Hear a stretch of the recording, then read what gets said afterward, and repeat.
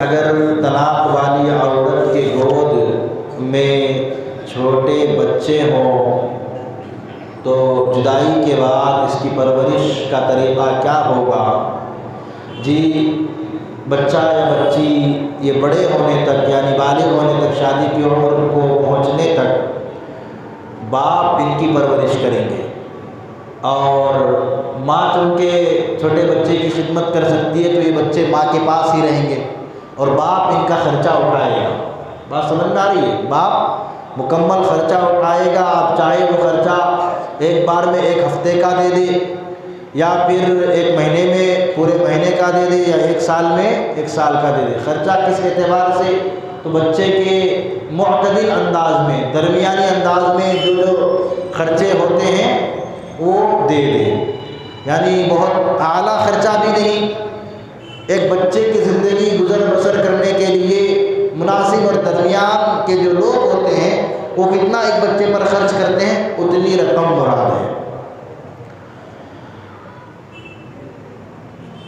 چھوٹے یا بڑے بچوں کو ایک ہی بستر میں سلانے کی اجازت ہے یا نہیں، یہ جنہوں نے سوال پوچھا ہے واقعی بہت اچھا سوال ہے، بہت اچھا سوال ہے۔ اس میں ہم لوگ احتیاط نہیں کرتے۔ اللہ کے رسول نے فرمایا جب بچہ 7 سال کا ہو جائے، بچی 7 سال کی ہو جائے، نماز کا حکم دو، ہے کہ نہیں؟ 7 سال ہو جانے کے بعد نماز کا حکم دے، نماز نہ پڑھنے پر جب 10 سال ہو جائے تو مارو، تنبیہ کرو، یہاں تک کہا۔ تو میں کہتا ہوں جب بچہ 7 سال کا ہو جائے اس کا بستر الگ کرو۔ بس سمجھا نہیں؟ فقہاء نے لکھا ہے کہ کم از کم 10 سال، لیکن آج ٹیلی ویژن کا زمانہ ہے تو موبائل وغیرہ یوز کرتے ہیں، بچے بھی دیکھتے ہیں، تو 7 سال کی عمر سے ہی بستروں کو الگ کرنا چاہیے، ان کا بیڈ الگ ہو جانا چاہیے۔ اب جگہ کی قلت ہے، تنگی ہے، تو ایک روم میں 2-3 بیڈ لگا دیں، بستر الگ الگ کر دیں، ایک دیوار میں ان کو کر دیں، ایک دیوار میں ان کو کر دیں، جی ہال میں، اس طرح الگ الگ بیڈ لگنے چاہیے، ایک ہی ساتھ نہیں سلانا چاہیے۔ فقہاء نے 10 سال کی عمر لکھی ہے کہ 10 سال کے بعد بستر الگ ہونا چاہیے، اور آج کے زمانے میں کم از کم 7 سال میں کہتا ہوں۔ اور ایک ساتھ نہ سلائیں، بہن بھائیوں کو نہیں ایک ساتھ نہیں سلانا، یا بہنوں کو بھی ایک ساتھ نہ سلائیں، الگ الگ کریں بستر۔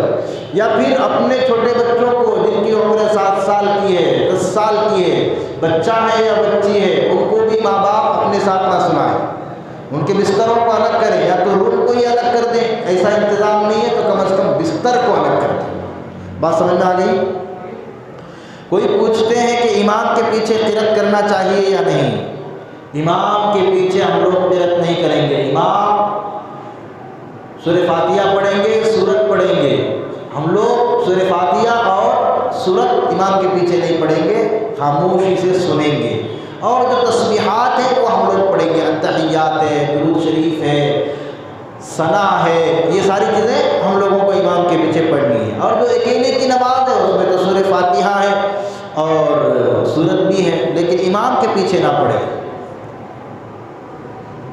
علم سیکھنے شوہر کی اجازت دینا ضروری ہے یا نہیں؟ جی اجازت دینی چاہیے کہ ہم فلاں جگہ جا رہے ہیں۔ اب اگر شوہر اجازت نہیں دے رہا ہے علم سیکھنے کے لیے، عورت اگر پوری حفاظت کے ساتھ، پوری ذمہ داری کے ساتھ کہیں علم سیکھنے جا رہی ہے، 1 گھنٹے کے لیے، 2 گھنٹے کے لیے، اور وہاں امن ہے، ہر طریقے سے ان کی عزت کی عصمت کی حفاظت ہو رہی ہے، تو پھر اجازت دینی چاہیے۔ اگر شوہر نہیں دے رہا ہے اتنا علم سیکھنے کی اجازت کہ جتنے سے حلال و حرام کی تمیز آ جائے، قرآن پڑھنے آ جائے، نماز کا طریقہ آ جائے، اتنا بھی اجازت نہیں دیتا تو پھر شوہر ذمہ دار ہوگا، گنہگار ہوگا۔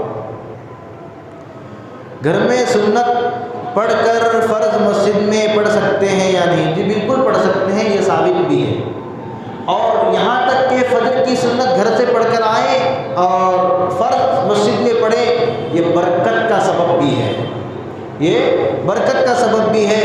اور بڑے بڑے علماء یہ فرض مسجد میں پڑھ کر اپنے گھر میں جا کر سنت پڑھتے تھے تاکہ یہ معمول گھروں میں بھی سنت گھروں میں بھی نماز زندہ ہو جائے، گھر کی عورتیں اور بچے بھی دیکھیں کہ دیکھو ہمارے ابو ہیں، ہمارے بھائی ہیں، ہمارے باپ ہیں، وہ آ کر گھر میں نماز پڑھ رہے ہیں۔ مسجد میں تو پڑھے گی، پھر گھر میں بھی آ کر پڑھے تو وہ بھی آپ کو دے کر نماز پڑھیں گے۔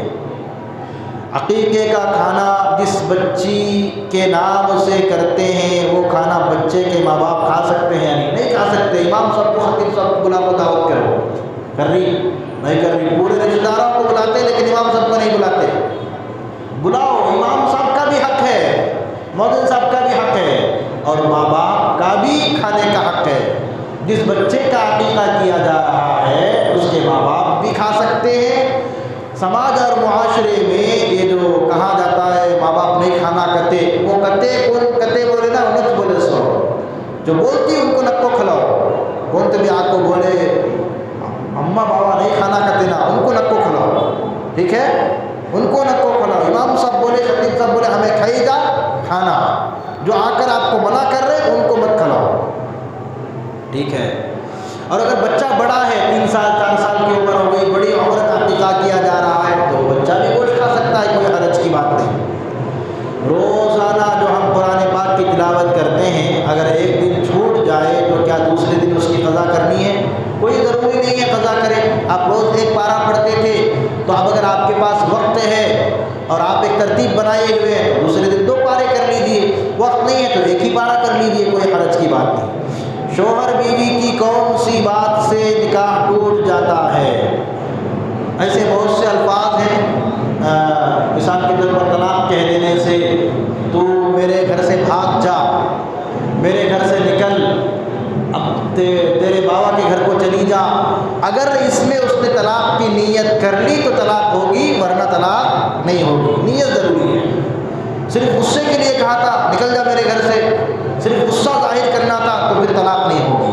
اگر اس میں طلاق کی 1 طلاق کی یا 2 طلاق کی نیت کر لیا تو پھر طلاق بھی ہو جائے گی۔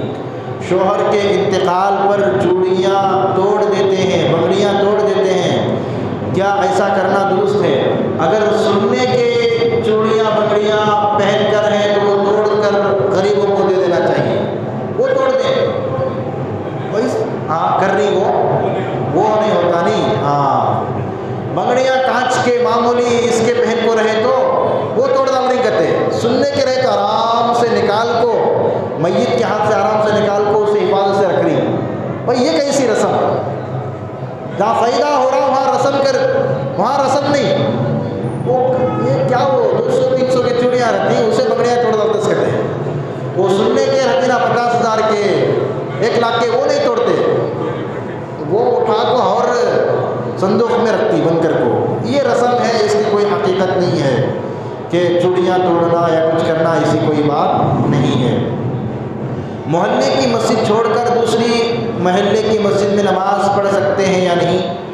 پڑھ سکتے ہیں، لیکن جان بوجھ کر ہماری مسجد چھوڑ کر دوسرے محلے کو نہیں جانا۔ وہاں تقاضا تھا ہم آ گئے نماز پڑھ لیے، کوئی حرج کی بات نہیں۔ دشمنی رکھ لے کو نہیں، انہیں یہ مسجد میں آ رہا نا اس لیے میں نہیں جاتا یہ مسجد کو، غلط بات ہے۔ بھائی انہیں آ رہا ہے تم بھی آؤ، مسجد اللہ کا گھر ہے۔ میں وہ امام کے پیچھے نماز نہیں پڑھتا، کیوں بھائی؟ امام صاحب کو نفرت ہے، امام صاحب کو نفرت ہے، لا حول ولا قوت الا باللہ۔ نہیں، انہوں وہ مسجد کے ذمہ دار کرتے کمیٹی میں ہی میں نہیں آتا، وہ کمیٹی میں ہی انہوں صرف انتظام دیکھنے کے لیے ہے، باقی گھر تو اللہ کا ہے، کسی کا گھر نہیں ہے، وہ اللہ کا گھر ہے۔ لہذا آپ آ سکتے ہو، نماز پڑھ کر جاؤ۔ مسجد سے نفرت اور بغض رکھ کر آپ اچھا نہیں کر رہے ہو، غلط کر رہے ہو، لہذا ایسا نہ کریں، ٹھیک ہے؟ اللہ تعالیٰ سمجھنے کی توفیق عطا فرمائے۔